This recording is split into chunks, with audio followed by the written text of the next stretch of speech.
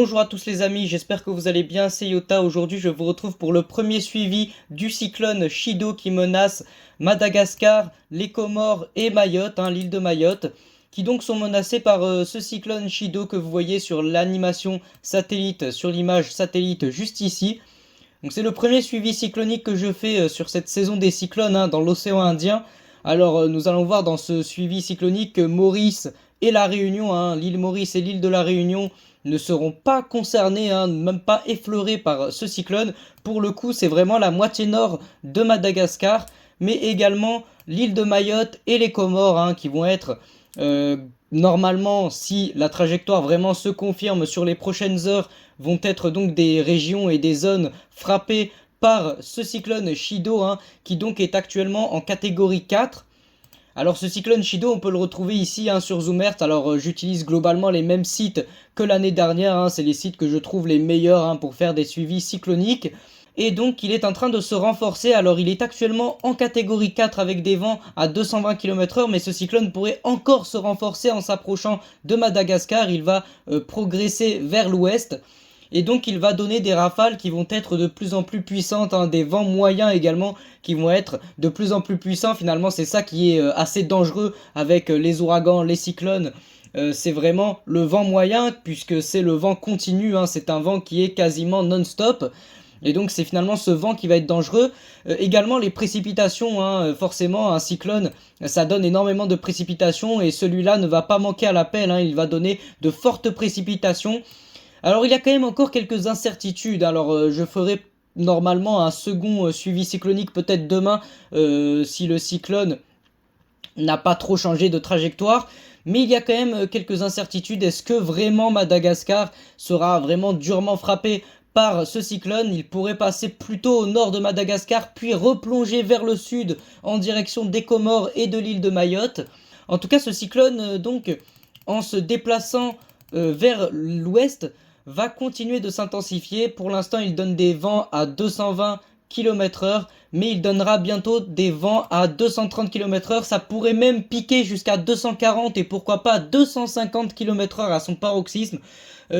Alors les chances que ce cyclone atteigne la catégorie 5, le niveau maximal, sont quand même assez faibles, mais elles ne sont pas non plus nulles. Il pourrait atteindre la catégorie 5, le niveau le plus élevé pour un cyclone tropical.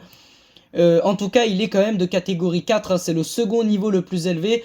C'est un cyclone clairement qui est dangereux et donc il va falloir le suivre vraiment de très très près.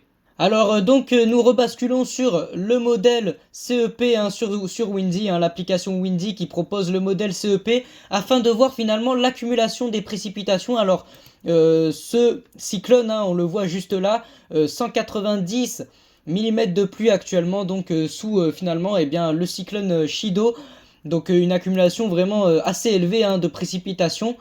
Et donc on le voit finalement évoluer vers l'ouest dans un premier temps donc. Et c'est finalement ça qu'il va falloir préciser. On voit que sur le modèle CEP, le cyclone Chido, qui atteint son paroxysme au moment où il passe donc théoriquement au-dessus, si ce n'est sur Madagascar. Mais donc vous voyez que sur le modèle CEP, il a une trajectoire qui passe vraiment plutôt au nord de Madagascar. Et donc Madagascar n'est pas finalement plus concerné que ça par le cyclone Chido.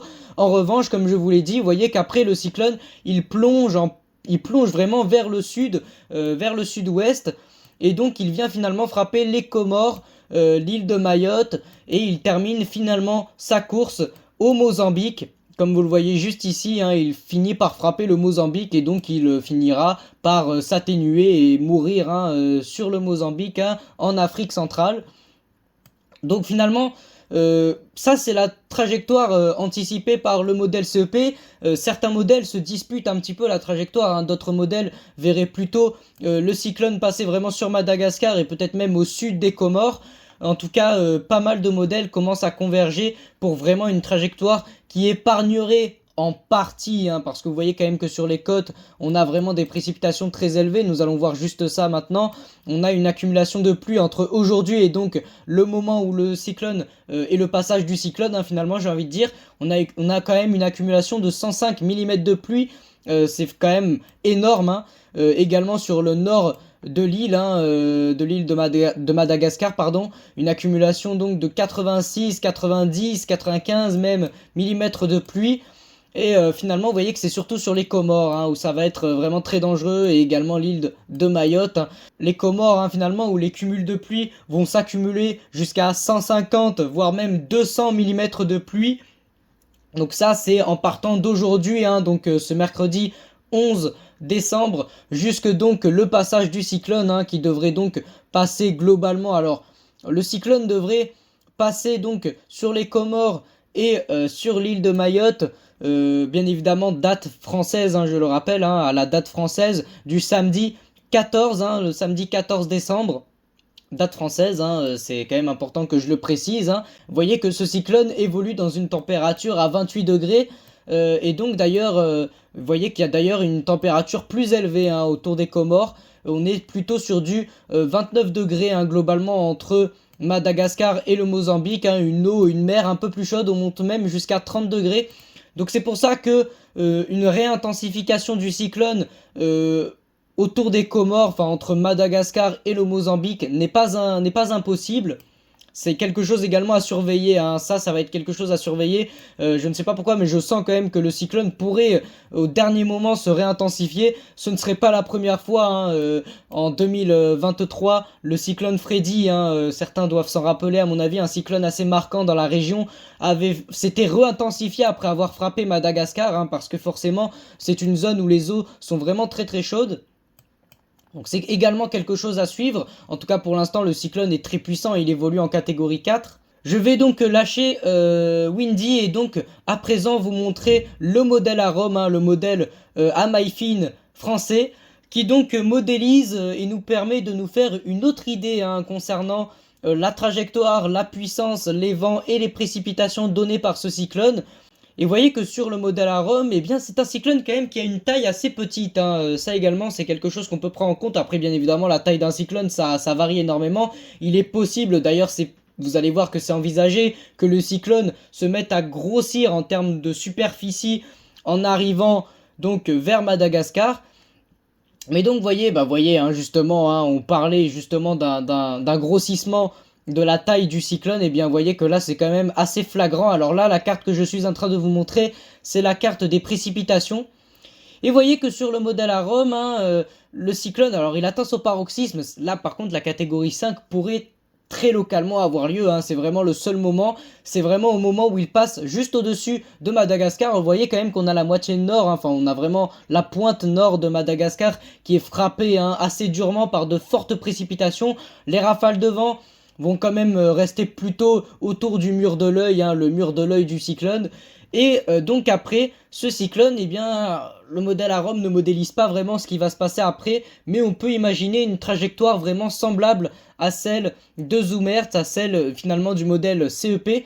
Les modèles qui voient vraiment le cyclone frapper Madagascar sont quand même assez peu nombreux. Alors je ne vais pas vous montrer tous les modèles parce que je n'aurai tout simplement pas le temps, ça ferait un suivi cyclonique beaucoup trop long. Mais en tout cas, c'est quand même une majorité de modèles qui convergent plutôt sur une trajectoire qui passerait au-dessus de Madagascar. Madagascar, donc vous allez le voir juste ici, pourrait prendre donc quelques rafales de vent, mais tout cela restera quand même relativement faible. Des rafales de vent donc qui soufflent quand même jusqu'à 300 km/h. C'est pour ça que là par contre on est vraiment proche de la catégorie 5 quand même. Alors bien évidemment ça ce sont les rafales de vent, ce n'est pas le vent moyen. Mais donc vous voyez quand même que Madagascar n'est pas trop touché, n'est pas trop concerné finalement par ce cyclone.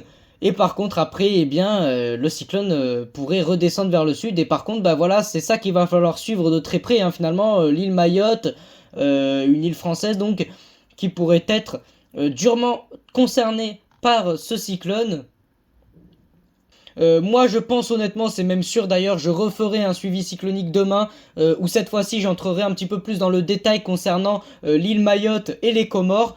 Pour le moment c'était surtout un point météo histoire de comprendre la situation finalement, vers quel scénario on était en train de se diriger. Mais donc la prochaine fois j'entrerai beaucoup plus dans le détail et nous verrons vraiment quelles zones précisément seront les plus concernées. Même si déjà pour l'instant, il faut se l'avouer, on a globalement des zones qui ressortent.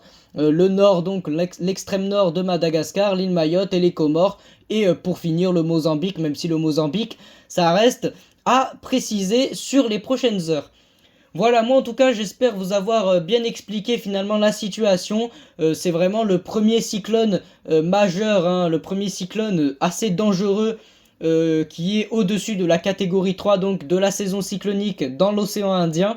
Moi sur ça en tout cas je vous dis c'était Iota et je vous souhaite une agréable fin de journée.